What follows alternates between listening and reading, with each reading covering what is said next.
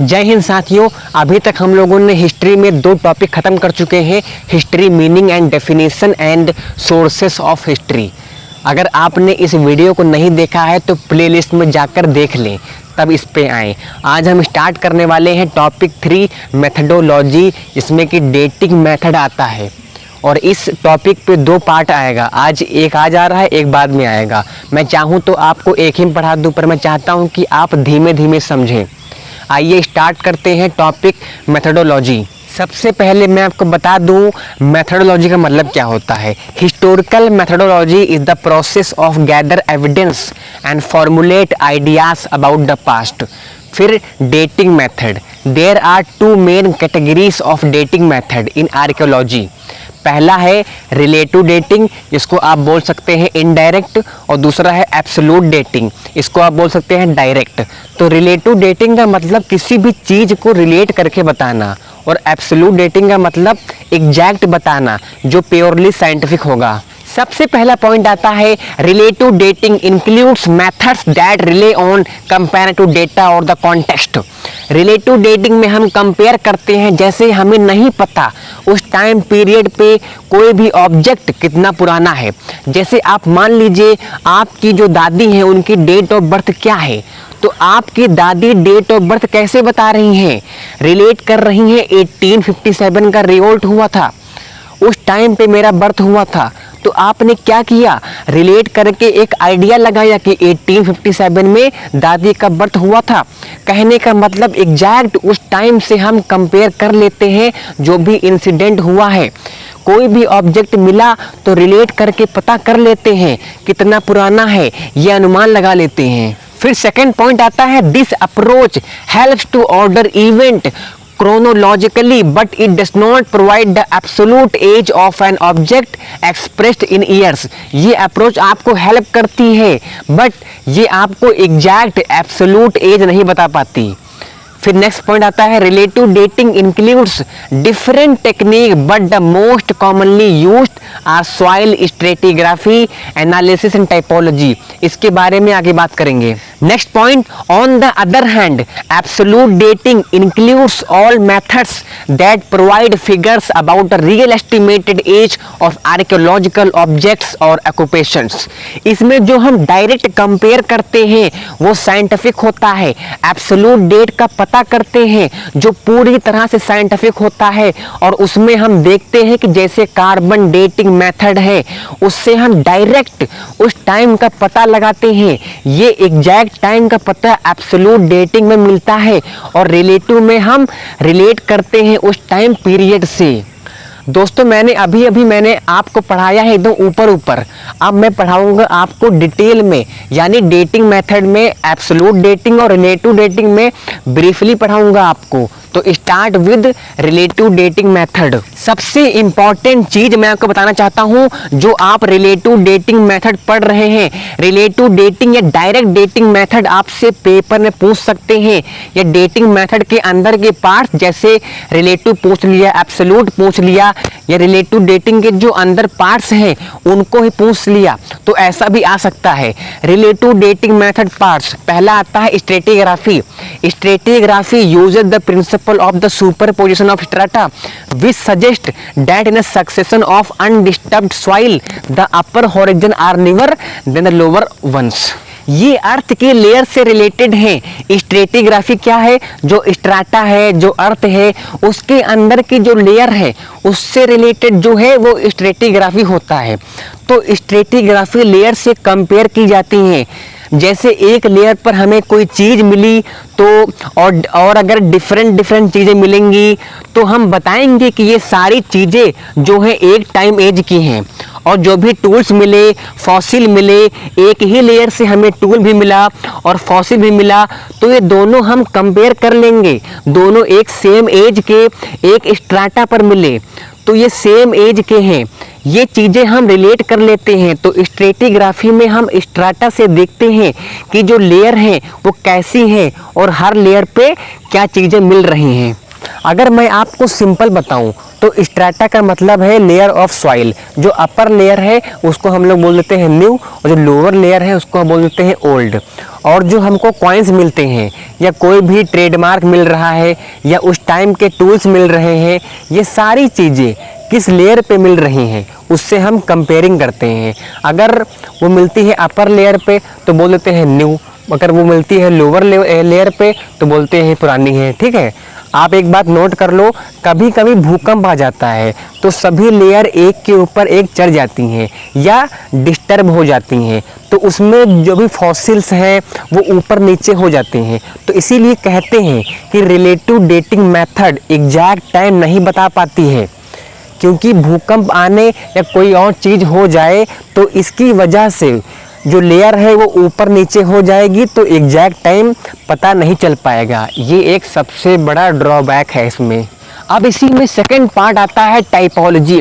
Typology is a method that compares reference objects in order to classify them according to their similarity or dissimilarity and link them to a specific context or period. Typology में हम compare करते हैं जो उस time पे tools मिले हुए हैं। अब टाइपोलॉजी में हम देखते हैं जो टूल्स मिले हैं उनकी जो डिज़ाइन बनी हुई है कितनी है। जैसे कभी कभी क्या होता है, आप एकदम एंशिएंट टाइम में चले जाएं तो जो टूल्स मिलते हैं स्टोन के वो नॉर्मल होते हैं, बस नुकीले होते हैं। लेकिन जैसे ही टाइम आगे बढ़ता है उसी टाइम पे जिस टाइम के लेयर पर हमें जो स्ट्राटा है अर्थ का, उस पे अगर हमें डिफरेंट टाइप्स के टूल्स मिल सकते हैं। टाइपोलॉजी में ये बताया गया है हमें डिफरेंट टाइप्स के टूल्स मिल सकते हैं, लेकिन उसमें ये होता है कि हम देखते हैं कि उसी लेयर पर कैसे डेवलपमेंट हुआ। जैसे कभी एक नुकीला टूल मिला और उसके बाद और ज़्यादा नुकीला चीज़ मिला, तो ये डेवलपमेंट है। तो हम टूल्स में कंपेयर करते हैं, ये पहले का है ये बाद का है। तो टाइपोलॉजी में हम एक दूसरे से कंपेयर करते हैं। दोस्तों आप लोग कंफ्यूज ना हो, टाइपोलॉजी में और स्ट्रेटिग्राफी में मैं आपको बता दूं, टाइपोलॉजी में हम चीज़ों को कंपेयर कर रहे हैं और स्ट्रेटिग्राफी में अर्थ की लेयर जो अर्थ का स्ट्राटा है उस पर हम अनुमान लगा रहे हैं, एक आइडिया लगा रहे हैं, है ना। यहाँ तक आपका रिलेटिव डेटिंग मेथड खत्म हो गया है। अब इसका सेकंड टाइप जो है एब्सोल्यूट डेटिंग मेथड, अब इसके बारे में पढ़ते हैं। इसमें जो सबसे इम्पोर्टेंट है वो C14 है, यानी कार्बन डेटिंग C14। पहला पॉइंट है radio carbon dating, also referred to as carbon dating और carbon 14 dating. It is a method for determining the age of an object containing organic material by using the properties of radiocarbon, a radioactive isotope of carbon। ये एक method है जिससे किसी भी object की date पता की जा सकती है। वो कैसे, आगे बताऊंगा आपको। तो सबसे पहले ये जो कार्बन है C14 ये रेडियो एक्टिव है ना। आइसोटोप का मतलब होता है जो कार्बन के अलग अलग फॉर्म्स एग्जिस्ट करती हैं, जैसे कि C12 C13। तो इतना डीप में नहीं पढ़ना है आपको। तो ये एक रेडियो एक्टिव आइसोटोप है, कुछ ना कुछ रेडिएशन छोड़ती रहती है। दोस्तों this method was developed in late 1940s। ये मेथड डेवलप हुआ था 1940 में, ठीक है। कहाँ पे हुआ था, यूनिवर्सिटी ऑफ शिकागो में। किसने किया था, विलियम लिब्बी ने। अब इनको नोबेल प्राइज मिल चुका है इसके लिए केमिस्ट्री में फॉर हिज वर्क इन 1960 में, ठीक है। अब देख लेते हैं काम कैसे करता है ये carbon dating, how it works. Carbon is present everywhere and in everything. जैसे आप इस पिक्चर में देख सकते हैं जो सूरज की किरणें और नाइट्रोजन मिलकर C14 एटम्स बनाती हैं, फिर ये कार्बन डाइऑक्साइड पेड़ों में जाते हैं। अगर हम नॉन वेज खाते हैं तो उसमें भी कार्बन के मॉलिक्यूल्स होते हैं, कार्बन्स के एटम्स होते हैं। आप हरी सब्जी खाते हैं उसमें भी कार्बन होता है। तो कार्बन हर जगह है, आप कार्बन से बच नहीं सकते हैं। नेक्स्ट पॉइंट आता है व्हेन द एनिमल और plant dies it stops exchanging carbon with its environment and thereafter the amount of C14 it contains begins to decrease as the C14 undergoes radioactive decay। जब कोई plant या animal मर जाता है तो तो उसके अंदर जो बाहर से कार्बन का आना और जाना ये प्रोसेस रुक जाता है। तो ये कार्बन बॉडी से धीमे धीमे ख़त्म होती रहती है, ठीक है। बट ये बहुत स्लो प्रोसेस है। इसके ख़त्म होने का तो उस प्रोसेस के हिसाब से हम पता लगा सकते हैं कि कितने टाइम से ये चीज़ पड़ी है या कितना समय हो गया है इस चीज़ को। तो आगे ये और क्लियर होगा आपको, है ना। फिर पॉइंट आता है measuring the amount of C14 in a sample from a dead plant or animal such as piece of wood or a fragment of bone provides information that can be used to calculate when the animal और plant died. Next point, the half life of carbon 14 is about 5730 5730 साल। जो एक carbon atom है वो आधा रह जाता है 5730 सालों में। इस तरह से पता लगाया जा सकता है कि कितना कार्बन उस बॉडी के अंदर डिके हो जाता है। उस हिसाब से कैलकुलेट करके पता लगाया जा सकता है कि ये जो चीज़ है वो कितने साल पुरानी है। The older a sample is the less C14। जितना वो सैंपल आपका पुराना होगा उतनी ही कम उसमें कार्बन 14 होगी। The oldest date that can be reliably measured by this process date to around 50,000 years ago. इस प्रोसेस से सबसे ज़्यादा पुरानी 50 साल पुरानी चीज़ों का ही पता लगा सकते हैं C14 प्रोसेस से, क्योंकि उसके बाद जो कार्बन है वो ऑलमोस्ट ख़त्म हो जाती है। तो उसके बाद हम पता नहीं लगा सकते कि कितनी कार्बन आइटम डिके कर चुकी है ना। अब आपका एब्सोल्यूट में सेकंड पार्ट आता है डेंड्रोक्रोनोलॉजी। ये ट्री से रिलेटेड है। It is the scientific method of dating tree rings also called growth rings to the exact year they were formed as well as dating them. This can give data of dendroclimatology the study of climate in atmospheric conditions during different periods in history from wood. इसको हम बोलते हैं tree ring dating. Rings को count करके tree की age पता कर सकते हैं। रिंग्स को हम लोग ग्रोथ रिंग्स भी बोलते हैं। इनको काउंट करके एग्जैक्ट ईयर पता करते हैं। अगर इसके साथ साथ ये पता करना है कि रिंग्स किस मौसम में बनी हुई हैं तो उससे रिलेटेड क्लाइमेट जान पाए तो उसको हम डेंड्रोक्लाइमेटोलॉजी बोलेंगे। और ये सब हम वुड से पता करेंगे, यानी लकड़ी से पता कर लेंगे। नेक्स्ट पॉइंट आता है it is the study of tree rings that hold a wealth of information. Tree की रिंग्स को पढ़ने को डेंड्रोक्रोनोलॉजी कहते हैं।